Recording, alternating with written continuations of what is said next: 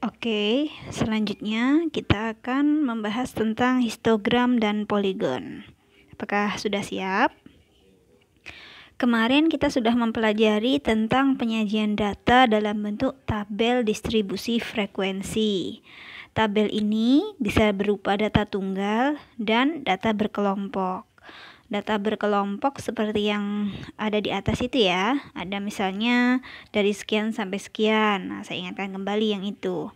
Nah, kemudian kita akan menyajikan data dari tabel distribusi frekuensi tersebut ke dalam histogram dan poligon. Yang disebut dengan histogram adalah gambarnya berbentuk diagram batang yang tegak, kemudian saling berhimpitan.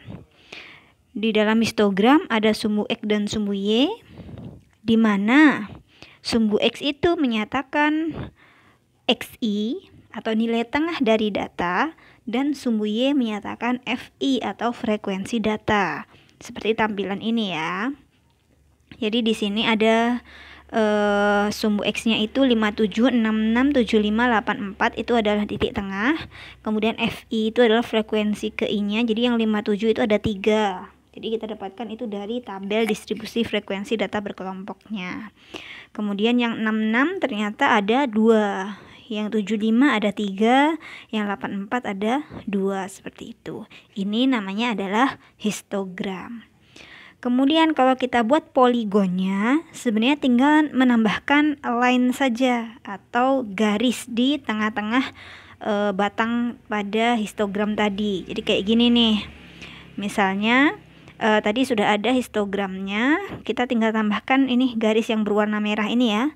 Ini jadilah dia suatu poligon. Nah, jadi dalam histogram dan poligon, hubungan yang ditunjukkan adalah titik tengah dengan frekuensi. Jelas ya? Selanjutnya adalah ogive. Ogive itu diagram dari frekuensi kumulatif. Jadi berbeda dengan histogram dan poligon. Kalau di sini yang ditampilkan bukan frekuensinya atau FI, tapi FK atau frekuensi kumulatif. Nah, dalam ogive ini ada yang ogive positif, ada yang ogive negatif. Ogive positif apabila FK-nya itu adalah kecil sama, sedangkan ogive negatif apabila FK-nya besar atau sama. Nah, kita langsung ke contoh saja seperti ini. Jadi FK atau frekuensi kumulatif ini diperoleh dengan menjumlahkan kelas sebelum dengan kelas saat itu. Misalnya FK pada kelas 53 sampai 61 untuk frekuensi kecil sama adalah 3. Artinya kita baca frekuensi kumulatif atau banyaknya hasil pengukuran yang kecil atau sama dengan tepi atasnya ya, 61,5 adalah 3. Kemudian untuk yang kelas kedua 62 sampai 70 itu banyaknya hasil pengukuran yang kecil atau sama dengan nilai tepi atasnya, yaitu 70,5. Berarti kita jumlahin 3 tambah 2 dapatnya 5. Demikian seterusnya, itu dapatkan FK-nya yang kecil sama. Kalau yang FK-nya besar sama, itu kita bandingkan dengan nilai tepi bawah. Kemarin sudah tahu kan mencari tepi atas dan tepi bawah. Misalnya kayak gini nih, yang pertama, berapa orang atau berapa sih data hasil pengukuran yang nilainya besar sama dengan 52,5. Karena ini 52,5 itu adalah tepi bawah, maka banyaknya itu tentu semuanya pasti besar atau sama dengan 52,5, sehingga banyaknya data 10, maka di sini FK-nya adalah 10.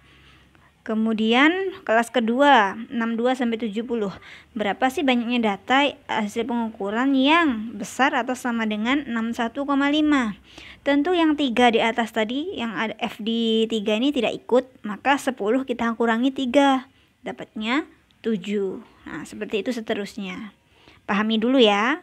Nanti kalau udah paham, kita coba di latihan. Nah, kita cari ogive positif dan ogive negatifnya dari frekuensi kumulatif yang tadi. Kayak gini gambarnya.